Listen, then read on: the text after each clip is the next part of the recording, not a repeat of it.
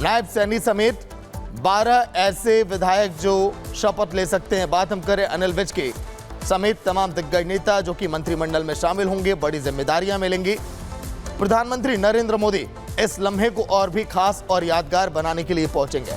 BJP शासित जो भी राज्य हैं वहां के भी सीएम और डिप्टी सीएम इस बड़े कार्यक्रम में पहुंचेंगे और पूरे देश भर की निगाहें होंगी, क्योंकि हरियाणा जहां पर बीजेपी ने हर एक वोटरों को किस तरह से साधा और भरोसा जीता, वो काबिल तारीफ।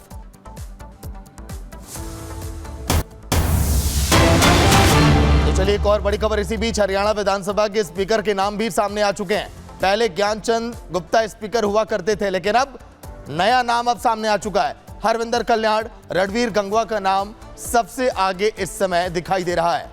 और ये बड़ी खबर बता रहे लगातार हरियाणा विधानसभा के स्पीकर के नाम भी सामने आए हैं। हरविंदर कल्याण रणबीर गंगवा का नाम सबसे आगे चल रहा है।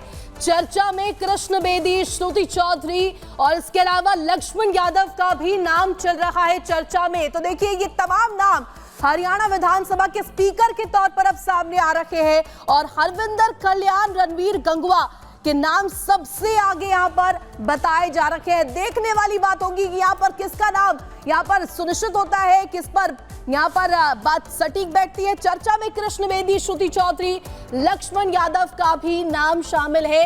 तो देखिए तमाम नाम चर्चाओं में है। ये लगातार इन बातों की चर्चा हो रही है, इन नामों पर चर्चा हो रही है। स्पीकर पद को लेकर के हरियाणा विधानसभा के स्पीकर के नाम सामने आए। हरविंदर कल्याण, रणबीर गंगवा, ये सबसे आगे नाम बताए जा रखे हैं। इन नामों की चर्चा सबसे ज्यादा सुर्खियों में इस वक्त है और यहाँ पर हरियाणा में आज ताशपोशी होनी है। तो यहाँ पर देखिए स्पीकर पद के नाम के लिए तमाम नाम जो है सामने आ रहे हैं।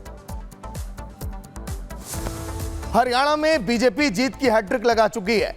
आज के दिन नायब सैनी शपथ लेंगे, जिन्हें विधायक दल का नेता चुना गया है। पूरे हरियाणा में इस समय जश्न का माहौल है, जहां पर कई बीजेपी के दिग्गज नेता पहुंचेंगे इस लम्हे को यादगार बनाने के लिए। लेकिन बीजेपी इस लम्हे को खास बनाने की तैयारी में जुटी है। कैसी तैयारियां शपथ ग्रहण को लेकर और कैसे बीजेपी ने इतिहास के पन्नों में अपने नाम को दर्ज कराया और जीत की हैट्रिक लगाई, रिपोर्ट आप देखिए।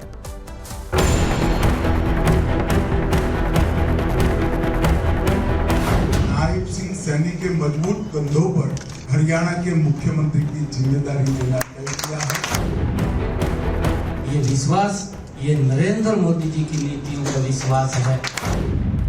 नाम पहले से तय था, सबने मान भी लिया था कि नायब सिंह सैनी को ही हरियाणा की कमान मिलेगी। लेकिन अक्सर होता यह है कि जो जनता सोचती है बीजेपी उसे उलटकर सभी को चौंका देती है। लिहाजा हर कोई कश्मकश में था। पंचकुला में मीटिंग हुई, सभी विधायक केसरिया रंग की पगड़ी लगाए मीटिंग में शामिल हुए। विधायक दल की बैठक में कृष्ण बेदी और अनिल विज ने सैनी के नाम का प्रस्ताव रखा और फिर सर्वसम्मति से प्रस्ताव पास हुआ तो अमित शाह ने ऐलान कर दिया। नायब सिंह सैनी के मजबूत कंधों पर फिर से एक बार हरियाणा के मुख्यमंत्री की जिम्मेदारी लेना तय किया है। मोदी जी के उस संकल्प को 2047 तक जो विकसित राष्ट्र बनाने का संकल्प आदरणीय मोदी जी ने लिया है, उसको आगे बढ़ाने का हम कार्य करेंगे। आप सबको मैं बहुत बहुत बधाई देता हूं। सीएम का नाम फाइनल होते ही हरियाणा बीजेपी में खुशी की लहर दौड़ गई। नेता और कार्यकर्ता जश्न मनाने लगे तो पार्टी दफ्तर में नेताओं ने सैनी को जलेबी से मुंह मीठा करवाया। फिर राजभवन जाकर अमित शाह और सैनी समेत तमाम नेताओं ने राज्यपाल से मिलकर सरकार बनाने का औपचारिक दावा पेश किया। मुख्यमंत्री जी और अन्य जो मंत्रिमंडल के साथी हैं, उन सब का शपथ ग्रहण समारोह पंचकुला में होगा। आरओ ने एक मत से विधायक दल का नेता चुना है और वो मुख्यमंत्री शपथ लेंगे। सैनी के शपथ ग्रहण में अब कुछ ही घंटे बचे हैं। तैयारियां लगभग पूरी हो चुकी हैं। शपथ ग्रहण का समारोह पंचकुला के दशहरा मैदान में रखा गया है। सैनी के राज तिलक में पीएम मोदी समेत बीजेपी शासित राज्यों के सीएम और बड़े बड़े राजनेता पंचकुला पहुंच रहे हैं। शपथ ग्रहण में देश भर के 37 दिग्गज नेता शामिल होंगे। एनडीए और बीजेपी शासित राज्यों के मुख्यमंत्री भी पहुंचेंगे। शपथ ग्रहण में विपक्षी दलों के नेताओं को भी बुलाया गया है। किसानों, नौजवानों, पहलवानों को भी निमंत्रण मिला है। महाराष्ट्र चुनाव को देखते हुए ये प्लानिंग की गई है। हरियाणा सरकार जो होने वाला है, इसके लिए चंडीगढ़ आए हैं, पीएम भी आने वाले हैं। निश्चित रूप से बहुत खुश हूँ बहुत ही अच्छा लग रहा है और बहुत बड़ी जीत हासिल हुई है, आप जानते हैं। और ये खाली संभव हुआ हमारा यशस्वी प्रधानमंत्री नरेंद्र मोदी जी के लिए। हरियाणा में बीजेपी ने हैट्रिक लगाकर जीत का झंडा गाड़ दिया है, जिसे थामे रखने की जिम्मेदारी सैनी के कंधों पर है। Bureau report, Republic Bharat. और इस बीच एक बड़ी खबर बता दें, यूपी के देवरिया से बड़ी खबर मिल रही है, जहां देखिए मूर्ति विसर्जन के दौरान विवाद हुआ है और आरोप विशेष समुदाय के युवक पर लग रहा है। यूपी के देवरिया में मूर्ति विसर्जन के दौरान यहां पर विवाद हुआ और विशेष समुदाय के एक युवक ने जानलेवा हमला किया है। कार्यक्रम में शामिल लोगों ने हंगामा इसके बाद किया। एफआईआर दर्ज कर पुलिस ने आरोपी को भी गिरफ्तार कर लिया है। तो ये बड़ी खबर आपको बता रहे हैं। विसर्जन के जुलूस में कुछ लड़के बाहर से आए, जहां पे आपसी विवाद हुआ, लड़ाई झगड़ा हुआ और राजन जिसकी उम्र लगभग 19-20 वर्ष है, वो घायल हुआ। उसका इलाज सीएचसी सलेमपुर में करवाया गया, अभी उसकी हालत स्थिर है। उसके और परिजनों द्वारा जो तहरीर दी गई है, उसमें से मुख्य अभियुक्त जो है अंगूर आलम, उसकी गिरफ्तारी हो चुकी है, अन्य अज्ञात रूप में है। और मैं सभी से कहना चाहूँगी कि जो भी हमारे धार्मिक कार्यक्रमों में जो हमारी शांति व्यवस्था है उसको बिगाड़ने का प्रयास करेगा, उसके ऊपर बहुत कड़ी से कड़ी कार्रवाई की जाएगी।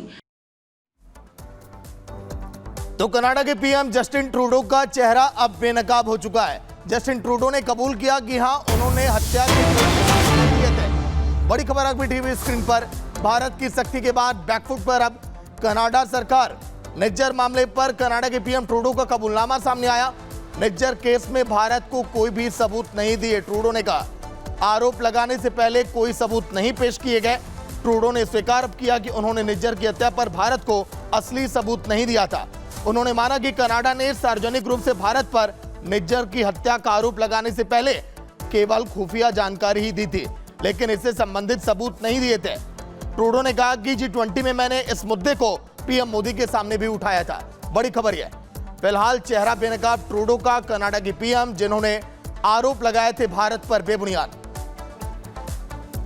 ये तस्वीरें जस्टिन ट्रूडो की पूरे विश्व भर में इस खबर की लगातार चर्चाएं थे, लेकिन अब ट्रूडो का चेहरा बेनकाब।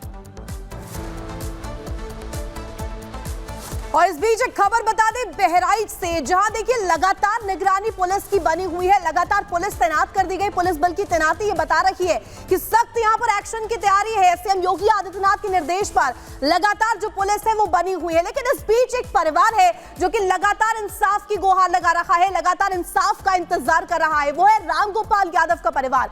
आखिर वो आरोपी जो है वो कहां भाग गए, इस रिपोर्ट में आपको दिखाते हैं।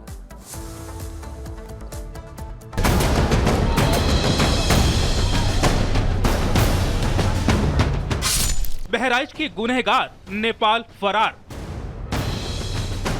मिलेगा इंसाफ।